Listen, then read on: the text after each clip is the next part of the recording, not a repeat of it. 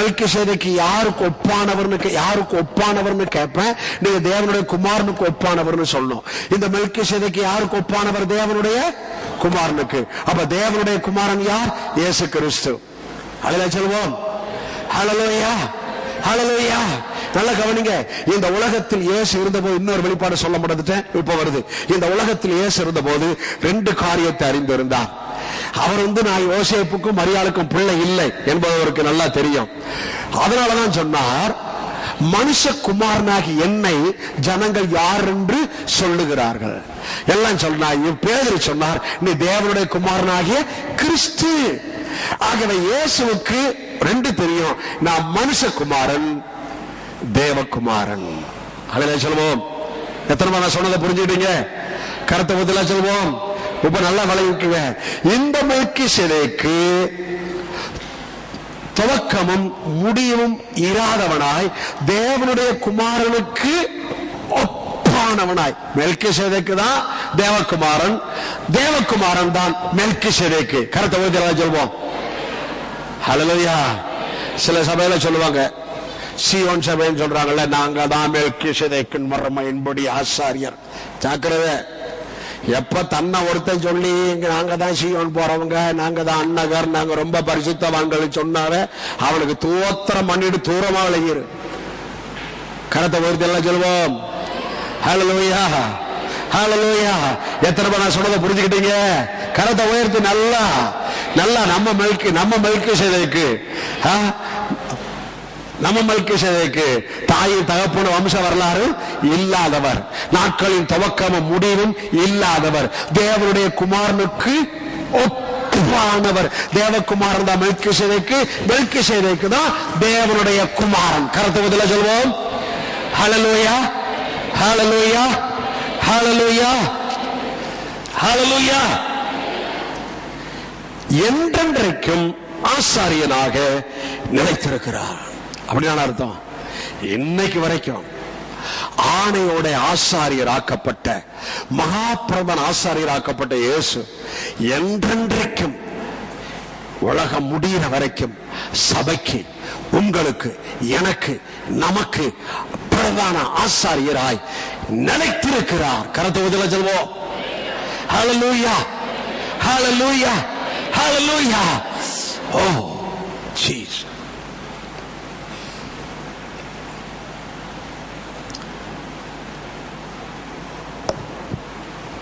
Amen. Hallelujah. Hallelujah.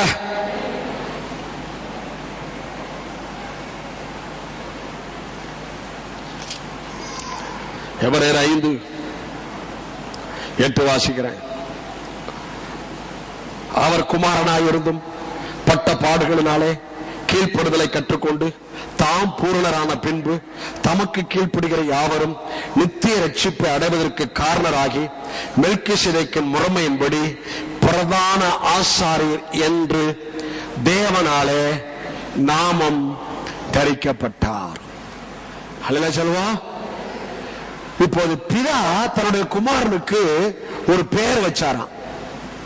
அந்த வார்த்தை கவனிக்க, மறுபடியும் உங்களுக்கு அழுத்தமா. எபிரேயர் 5:10 எல்லாரும் வாசிக்க போறோம். எபிரேயர் 5:10 1 2 3 வாசிங்க.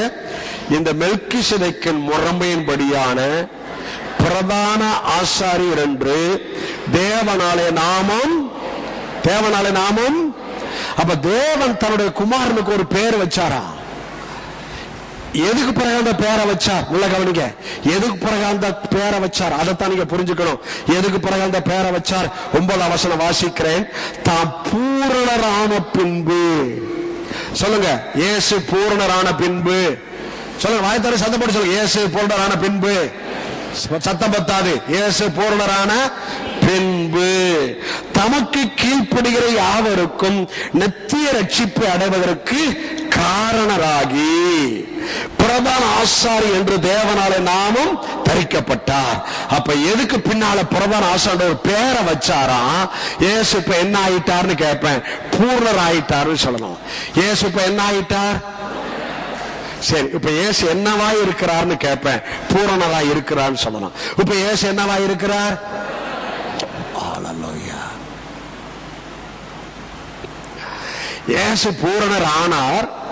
இப்ப சபைக்கு இயேசு பூரணராய் இருக்கிறார். இதனுடைய ஆசீர்வாதம் என்ன? வாயிலே சொல்றேன். தேவத்துவத்தின் பரிபூர்ணம் எல்லாம் சரீர பிரகாரமே அவருக்குள்ளே வாசமா இருக்கு. எப்ப இயேசு பட்ட பாடுகளினால கீழ்ப்படுதலை கற்றுக்கொண்டு பூரணர் ஆனாரோ, அவர் மரித்து உயிர்த்தெழுந்தாரோ, ஆகவே இப்போது தேவத்துவத்தின் பரிபூர்ணம் எல்லாம் சரீர பிரகாரமாய் அவருக்குள்ள பிதா வச்சிட்டார். அந்த பரிபூரணத்தெல்லாம் அவருக்குள்ள வச்சு இப்ப என்ன பெயர் வச்சுக்கிறாரு? பிரதான ஆசாரியர் என்ற பெயரை வச்சிருக்கிறார். ஹல்லேலூயா சொல்வோம். ஹல்லேலூயா. சரி, இப்போது இன்னொரு பாயிண்ட் சொல்றேன். தேவத்துவத்தின் பரிபூர்ணம் எல்லாம் சரீரப்பர அவருக்குள் வாசமாய் இருக்கிறது. உங்களை குறித்து என்ன குறித்து? சகல துரைத்தனத்துக்கும் அதிகாரத்துக்கும் தலைவராய் இருக்கிற இயேசுவுக்குள், பூர்ணராக்கப்பட்ட இயேசுவுக்குள் நீங்க குறைவுள்ளவங்களா இருக்கிறீங்க. நீங்க கஷ்டத்திலேயே இருக்கிறீங்க. கடை வாங்கிக்கிட்டு ஓட்ட சைக்கிள்ல, ஓட்ட வண்டியில நடந்துகிட்டே இருக்கிறீங்க. அப்படி சொல்லுங்க. அல்லேலூயா. தேவத்துவத்தின் பரிபூர்ணம் எல்லாம் சரீர பிரகாரமாய் இயேசுவுக்குள் வாசமாய் இருக்கிறது. சகல துரைத்தனத்துக்கும் அதிகாரத்துக்கும் தலைவராய் இருக்கிற இயேசுவுக்குள், பிரதான ஆசாரியர் நாமம் தரிக்கப்பட்ட இயேசுவுக்குள் நீங்கள் அனைவரும் பரிபூர்ணம் உள்ளவர்களாய் இருக்கிறீர்கள்.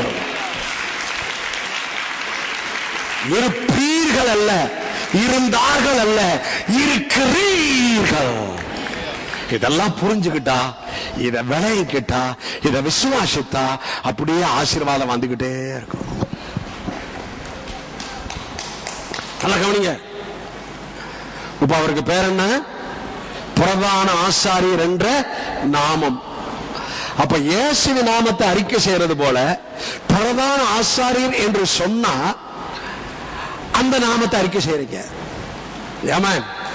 என் பிரதான ஆசாரியரே சொன்னா அவருடைய அந்த எதை அறிக்கை பண்றீங்க? பேரை அறிக்கை. பிரதான ஆசாரியர் என்று வாயை திறந்து சொன்னா அந்த நாமத்தை அறிக்கை செய்கிறீர்கள். எத்தனை பேர் சொன்னதை புரிஞ்சுட்டீங்க? ஹல்லேலூயா. அப்ப இயேசு என்ற நாமத்தை எப்படி அறிக்கை செய்யறோமோ அதை போல நீங்க பிரதான ஆசாரியர் என்று வாயை திறந்து சொல்லும் போது அது நாமம், அந்த நாமத்தை அறிக்கை செய்கிறீர்கள். ஹல்லேலூயா சொல்வோம். சரி, இப்ப இந்த பிரதான ஆசாரியர் எங்கே இருக்கிறார்?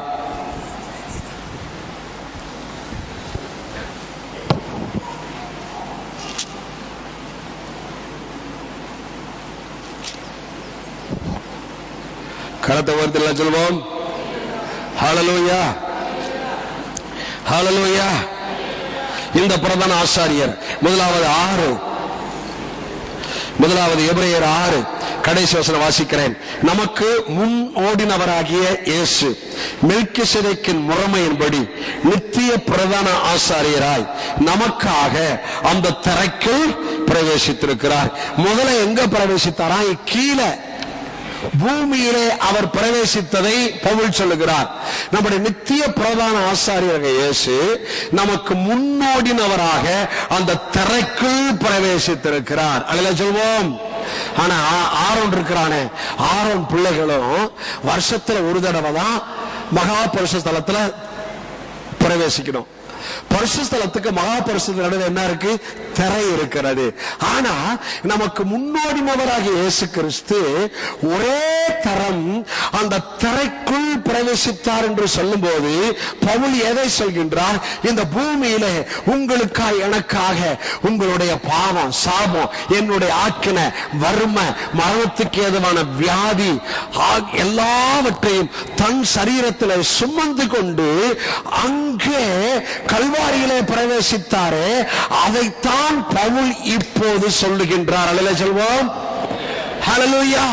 சரி சரி, பரலோகத்தில் எப்படி பிரவேசித்தார்? இந்த பூமியில இருக்கும் போது அவர் நித்திய பிரதான ஆசாரியராய் முன்னோடினவராய் திரைக்குள் பிரவேசித்தார்.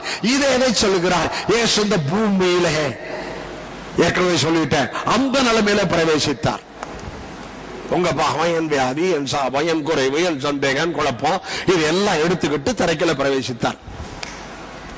இப்போது பரலோகத்தில் உங்களுக்காய் எனக்காய் பிரவேசித்த பிரதான ஆசாரியர் அப்ப பிரவேசித்தாரே, அது மாதிரி பிரவேசிக்கல.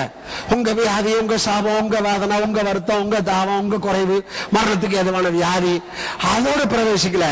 இவைகளை எல்லாவற்றிலும் உங்களுக்கு விடுதலை கொடுத்தவராய், இவை எல்லாவற்றிலும் உங்களுக்கு விடுதலை கொடுத்து ஆபிரகாமின் ஆசீர்வாதங்களை இந்த பூமியிலே அனுபவிக்கும்படி செய்ய வேண்டிய கிரிகளை செய்து முடித்தவராய் இப்போது பரலோகத்தில் எப்படி பிரவேசித்திருக்கிறார்? நல்ல கவனிங்க.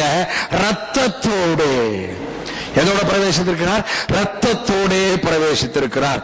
உயிர் தெழுந்த பிற்பாடு அந்த மரியா ரபினி, போதகர் என்று அர்த்தம். இயேசு என்ன சொன்னார்? என்னை தொடாதே, என்ன பண்ணாத, தொடாத, நான் உயிர் தெழுந்துட்டேன், மகிமை அடைந்த சரீரத்தில் இருக்கிறேன், இப்ப போய் சொல்லு உங்களுடைய இயேசு கிறிஸ்து பிதாவிடத்திற்கும் போயிருக்கிறார் என்று சொல்லு அப்படின்னு சொல்லி சீசர்களுக்கு சொல்லிட்டு மேல போயிட்டார். மறுபடியும் அடுத்த அதிகாரத்தில் பார்க்கிறோம், அங்க பார்க்கிறோம் இயேசு போயிட்டு கீழே வந்துட்டாரு. எதோட போனாரு? ரத்தத்தோட போனாரு. பிரதான ஆசாரிய மகாபுருஷன் எதோட போகணும்? ரத்தத்தோட போகணும். வருஷத்துல ஒரு தடவை போகணும். அதை போலவே இயேசு தம்முடைய சொந்த ரத்தத்தோட மேல போய் ரத்தத்தை சரண்டர் பண்ணிட்டார். சரண்டர் பண்ண உடனே கீழே வந்துட்டார். இவங்க எல்லாம் பூட்டப்பட்ட வீட்டுக்குள்ள எல்லாரும் பயந்துட்டு இருக்கிறாங்க. இங்க வந்து உங்களுக்கு சமாதானம். அல்ல சொல்வோம். பிரதர் சிஸ்டர், உங்களுக்கு தான் சொல்றேன், நம்ம பிரதான ஆசாரியர் இயேசு இன்னைக்கு ஆராதனைக்கு வந்திருக்கிற உங்களுக்கு தான் சொல்றாரு, பீஸ் பி unto you.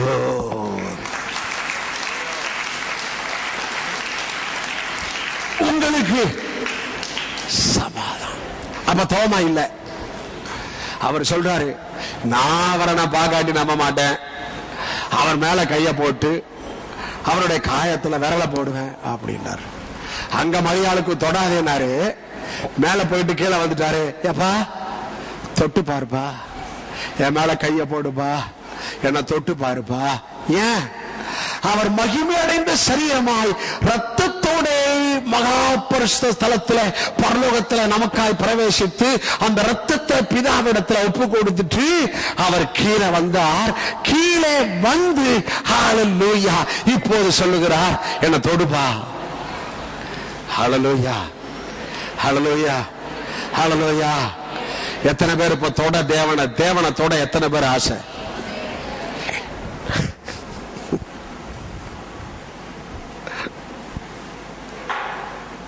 இதான் வார்த்தை. இத வாசித்தா நீங்க தேவனை தொடுறீங்க. ஹல்லேலூயா. எத்தனை பேர் தேவனை உங்களை தொடணும்னு விரும்புறீங்க? இந்த வார்த்தை தான் தொடும். இந்த வார்த்தையை வாசித்த தேவனை தொடுறீங்க. எந்த தேவனை தொடுறீங்க? மரித்த தேவனை அல்ல, உயிர் தெழுந்த தேவனை தொடுறீங்க. வானத்தில் பூமியில் சகல அதிகாரம் படுத்த இயேசுவை தொடுறீங்க. பிரதான ஆசாரியர் என்று நாமம் தரிக்கப்பட்ட இயேசுவை தொடுறீங்க. அது மாத்திரம் இல்ல, ஹல்லேலூயா, இந்த வார்த்தைக்குள்ள